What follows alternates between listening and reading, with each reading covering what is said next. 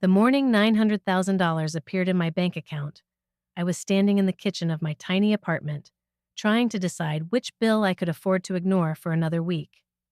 My name is Emily Carter. I was 32 years old, living in Columbus, Ohio, and working as an office manager for a small construction company called Franklin and Sons. My life wasn't terrible, but it was always one unexpected expense away from disaster. My rent was overdue. My car needed a new transmission. My mother's assisted living facility had just raised its monthly fee, and my younger brother, Ryan, had stopped answering my calls after borrowing $4,000 from me. That morning, I opened my banking app to check whether my paycheck had cleared. I expected to see $1,842.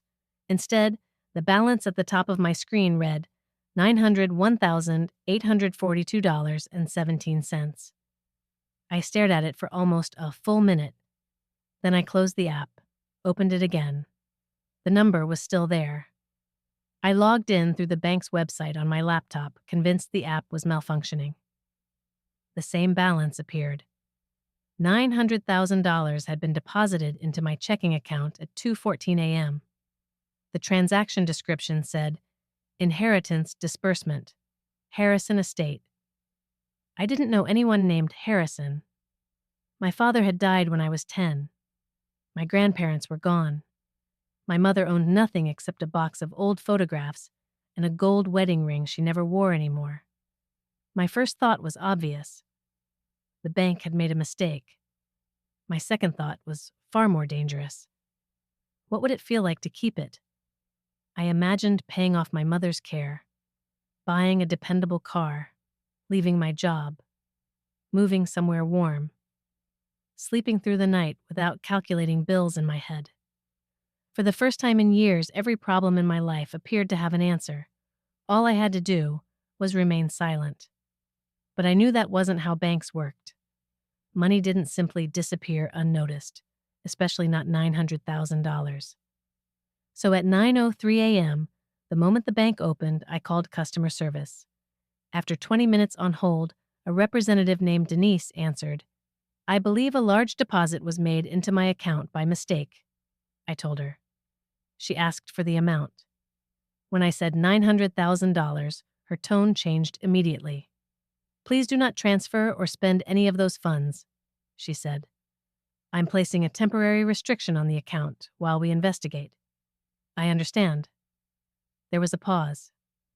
Then Denise said something that made my stomach tighten.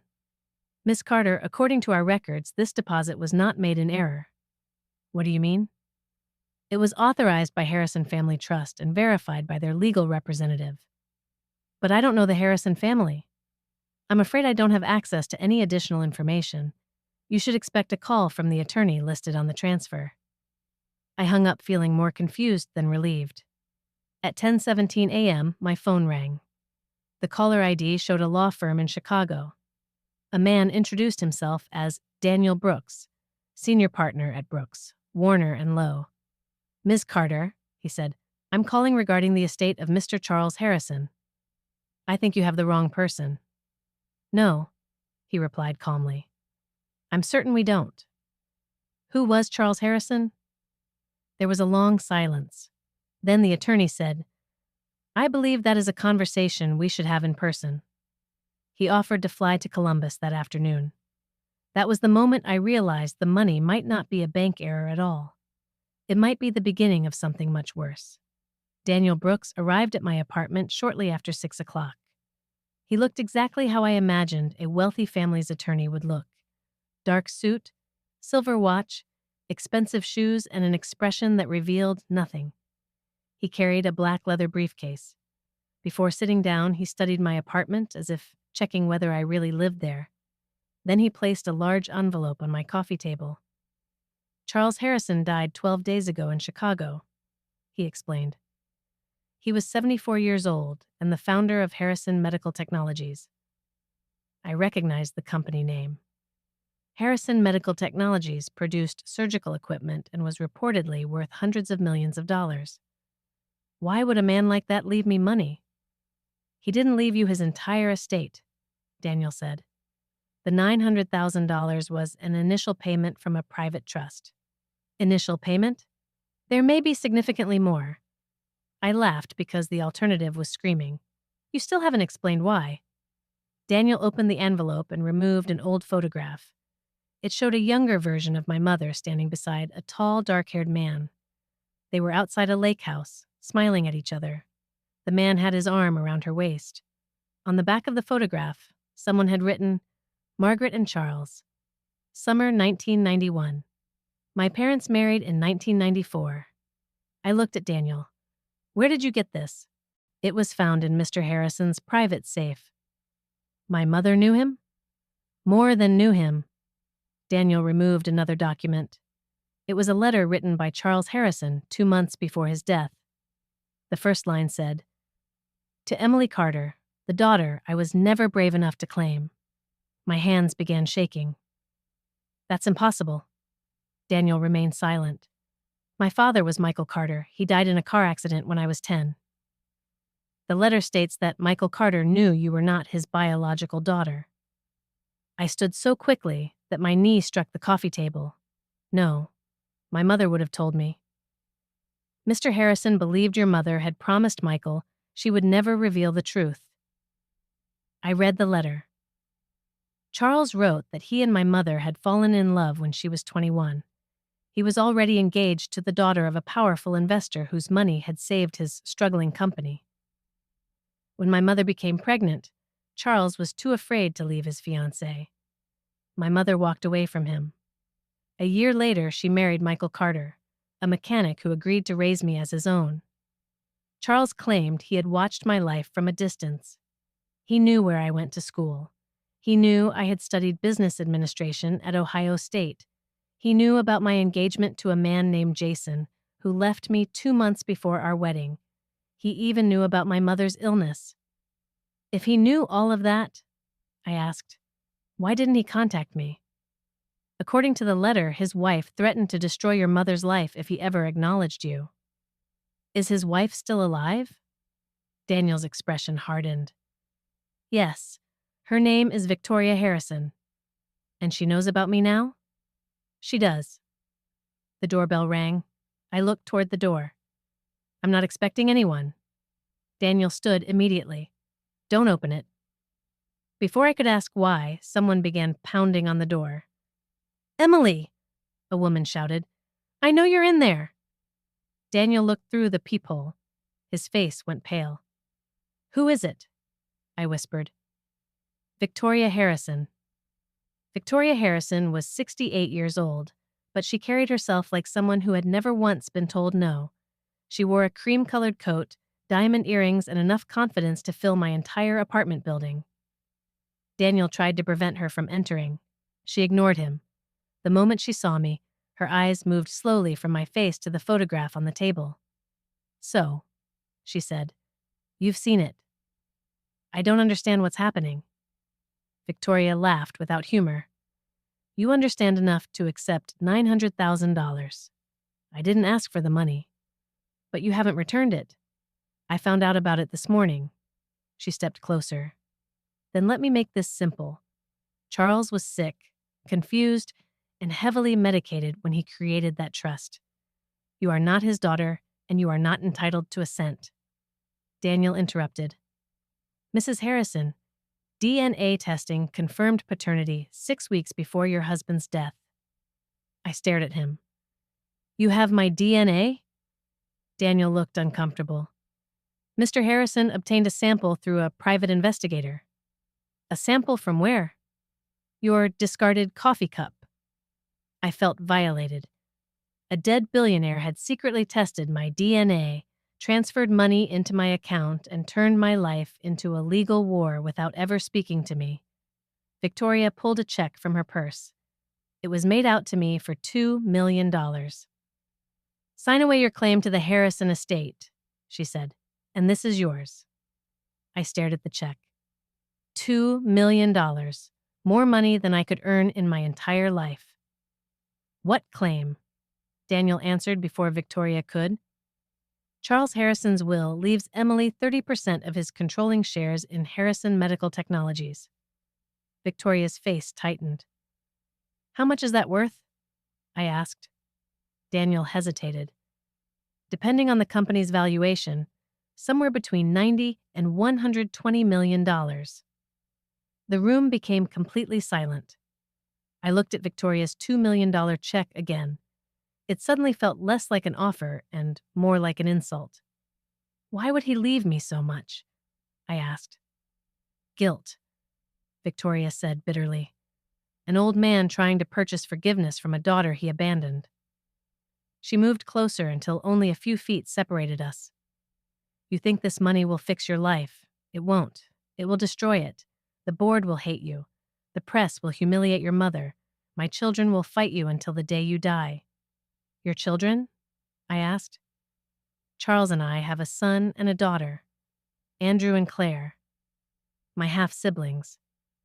Two people who had grown up with the father I never knew existed. Victoria put the check on the table. Take the $2 million. Leave Chicago. Change nothing about your life. What happens if I refuse? Her expression went cold. Then we find out what your family has been hiding. She turned and left. That night, I drove to my mother's care facility. Margaret Carter had early-stage dementia, but most days she still recognized me. I placed the old photograph in front of her. The moment she saw Charles Harrison, her face changed. Where did you get this? You knew him. She began crying. Not slowly, not quietly. She covered her face and sobbed like a secret she had carried for 34 years had finally become too heavy.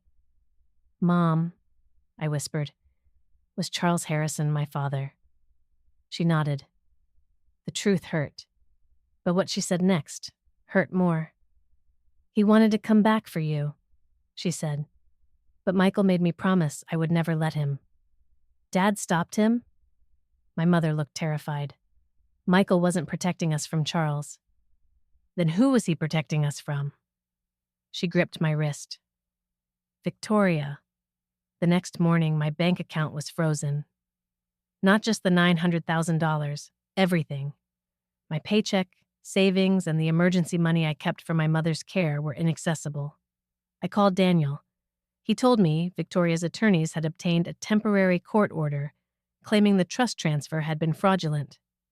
They're trying to pressure you, he said. It's working.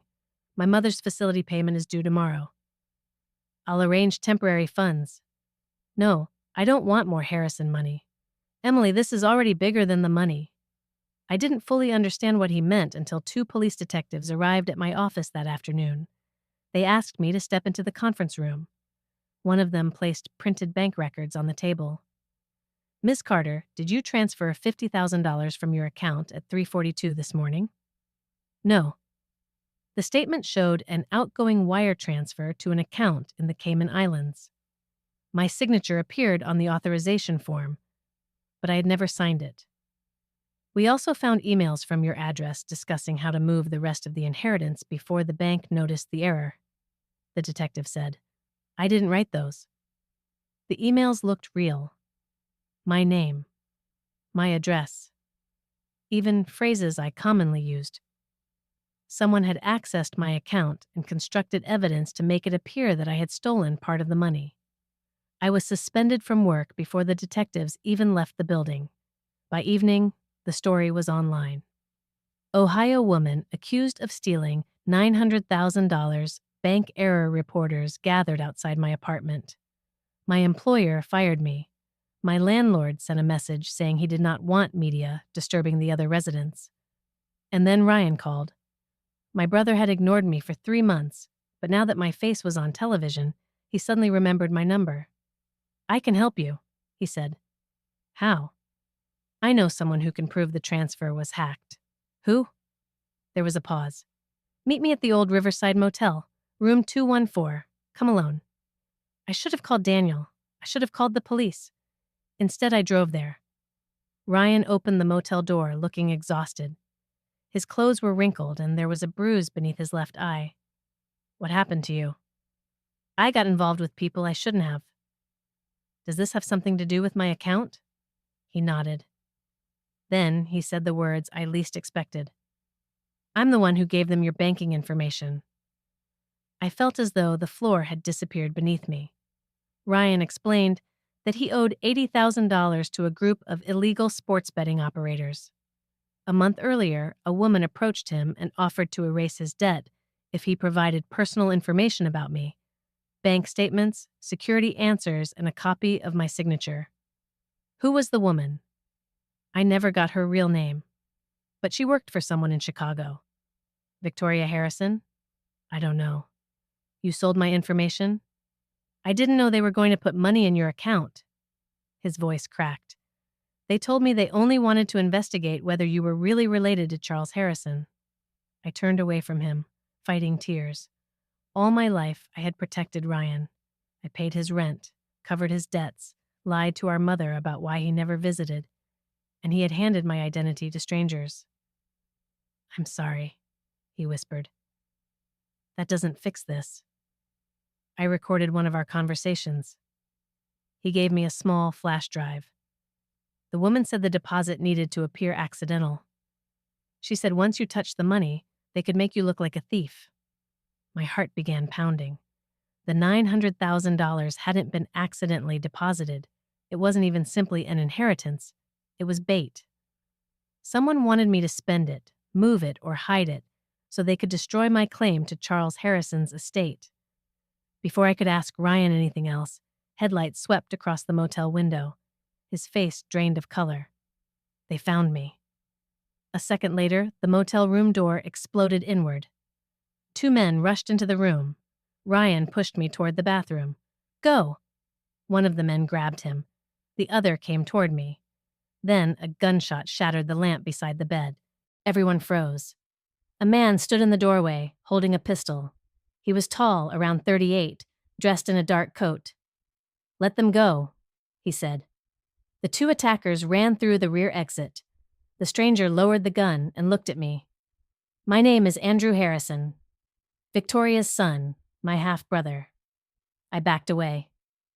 You expect me to trust you? No, he said. But unless you want those men to return, you need to leave now. Andrew took us to a private house outside Columbus. Ryan needed stitches above his eyebrow, but otherwise he was fine. Andrew explained that he had been investigating suspicious withdrawals from his father's private accounts for over a year. Charles believed someone inside Harrison Medical Technologies was stealing money through fake overseas suppliers.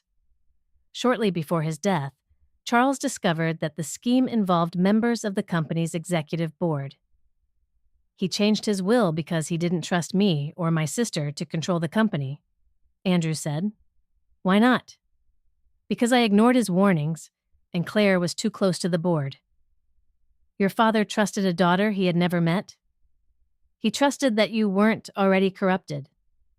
Andrew placed a stack of documents on the table.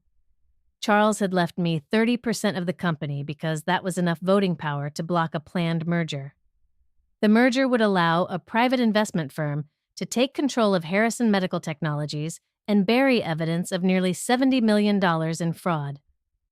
Who benefits from the merger? I asked.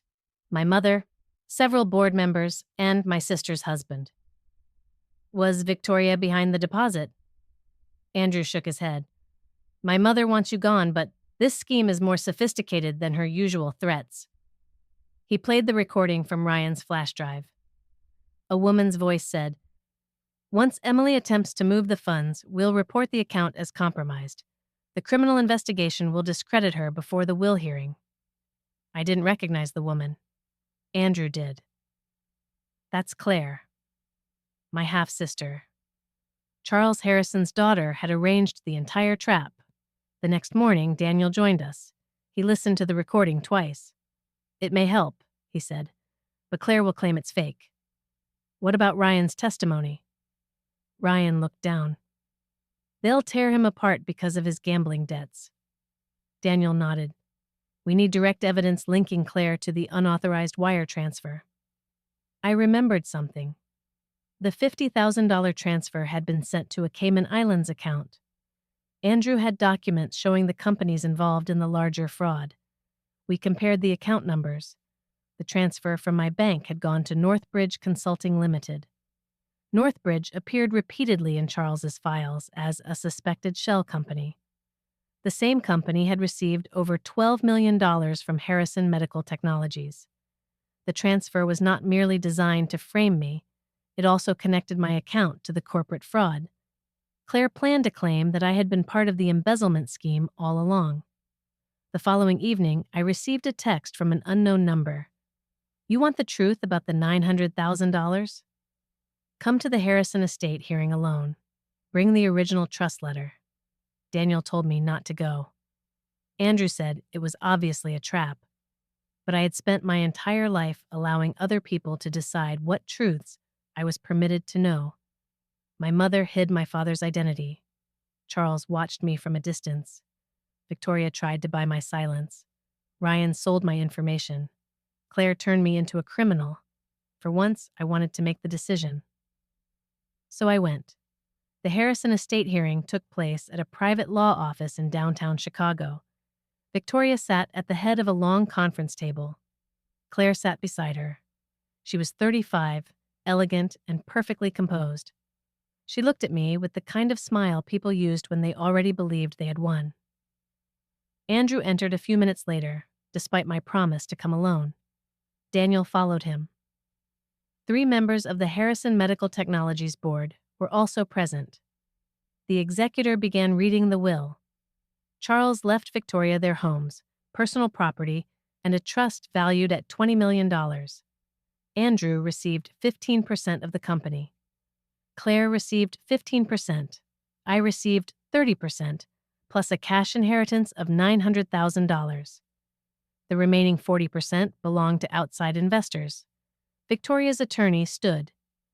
"We contest the bequest to Emily Carter on the grounds of fraud, manipulation, and criminal conduct." He presented the forged emails, the offshore transfer, and news reports describing me as a suspect. Claire watched me carefully. I placed Charles's original letter on the table. Then I turned to her. "You made one mistake." Her smile faded slightly. "You needed the police to believe I moved the $50,000 myself," I continued. "So you forged an authorization using the signature Ryan gave you." Ryan entered the room. Claire's face changed. He was accompanied by the 2 detectives who had questioned me. Ryan placed his phone on the table and played a second recording. It wasn't the recording from the flash drive. It was a newer conversation. After the motel attack, Ryan had contacted Claire and pretended he wanted more money. During the call, Claire admitted that she had arranged the deposit, created the fake emails, and authorized the transfer to Northbridge Consulting. But that wasn't the biggest revelation. She also said, "My father was never supposed to live long enough to change the will." Victoria turned toward her daughter. "What did you say?" Claire's confidence vanished. Andrew stood. "Dad's medication," he said. "You changed it." Charles had a heart condition. According to Andrew, his health had stabilized shortly before he suddenly died. Claire had access to his home and knew his medication schedule. The detectives revealed they had reopened the investigation into Charles Harrison's death that morning. Claire tried to leave. An officer blocked the door. Then Victoria did something none of us expected. She slapped her daughter across the face. "You killed your own father?" Claire stared at her mother. "You're pretending to be shocked?" "I wanted control of the company," Victoria said. "I never wanted Charles dead." Claire began laughing. "You spent my entire life teaching me that the company was all that mattered. You hated him. You hated Emily before you even met her. Don't act innocent now."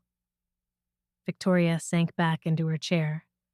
For the first time, she looked old. Claire confessed piece by piece. She had discovered Charles's new will 2 months before his death. If I inherited 30%, the merger would fail. So Claire contacted Ryan, obtained my information, and created a plan to discredit me. The $900,000 was transferred early, not by accident, but under false instructions sent to the bank. Once it appeared in my account, Claire planned to make me look greedy and dishonest. If I spent the money, she would accuse me of theft. If I reported it, She would still use the offshore transfer and forged emails to connect me to corporate fraud. Either way, she believed I would lose the inheritance, but Charles died earlier than Claire expected. Earlier, I asked. The room became silent. Claire realized what she had said. She hadn't planned to kill him immediately.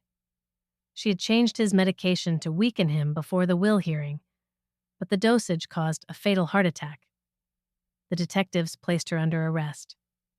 As she was let out, Claire stopped beside me. "You think you won?" she whispered. "He still abandoned you. The money doesn't change that." She was right, and somehow, hearing it aloud set me free. 6 months later, Claire Harrison pleaded guilty to financial fraud, identity theft, and involuntary manslaughter. 3 board members were charged in the embezzlement scheme. The merger was canceled. Victoria resigned from every position connected to Harrison Medical Technologies. She never apologized to me. I didn't expect her to. Andrew became interim CEO and began rebuilding the company's reputation. He and I did not instantly become a perfect family. Real life doesn't work that way. We argued, we distrusted each other, we carried different versions of the same father. But slowly, we began to understand one another. Ryan entered a gambling addiction treatment program. I didn't forgive him immediately. Maybe part of me never fully will, but he testified against Claire even though doing so exposed every terrible decision he had made. For the first time in his life, my brother stopped running. My mother's dementia progressed. Some days she remembered Charles. Other days she called me by the name of a childhood friend. One afternoon, I asked why she never told me the truth. She touched my face and said, "Because Michael loved you as if you were his." I was afraid the truth would take that away. It didn't. Michael Carter was still my father. He was the man who taught me to ride a bicycle, stayed awake when I had the flu, and worked overtime to buy me a prom dress. Biology gave me Charles Harrison. Love gave me Michael Carter. The $900,000 was eventually released back into my account. This time, it legally belonged to me. But I didn't buy a mansion. I didn't quit working forever. I paid for my mother's care. I cleared my debts. I bought a modest house with a garden because my mother had always dreamed of growing roses. Then I used part of my inheritance to establish the Michael Carter Family Fund, helping caregivers and low-income families cover emergency medical expenses. As for my shares in Harrison Medical Technologies, I kept them. Not because I wanted power, because Charles had uncovered corruption but had been too frightened to face his own family while he was alive. I refused to inherit his fear. 1 year after the money first appeared, I stood before the company's shareholders in Chicago. Reporters filled the room. I told them the truth. "My biological father left me wealth," I said, "but he also left me the consequences of every secret he refused to confront. This company will no longer use money to hide the truth." After the meeting, Daniel handed me one final envelope. It had been found inside Charles's desk during the criminal investigation. The envelope contained a handwritten note. "Emily, if you are reading this, then I failed to tell you myself. I spent years believing that watching from a distance was a form of love. It wasn't. It was cowardice. You owe me no forgiveness. The money is not a gift. It is a debt I can never fully repay. Do something better with it than I did. Charles." I read the letter twice. Then I folded it and placed it in my purse. I didn't cry. I had already spent enough tears on people who made their fear my burden. The bank deposit had not saved my life. For a while, it nearly destroyed it. But it forced every secret into the light. It showed me that money can expose who people truly are. Claire saw it as power. Victoria saw it as control. Ryan saw it as escape. Charles saw it as forgiveness. But I finally understood something none of them had. Money could pay debts. It could buy safety. It could open locked doors. but it could never rewrite the past. Only the truth could do that. And sometimes, the greatest inheritance isn't the money someone leaves behind. It's the courage to stop living inside their lies.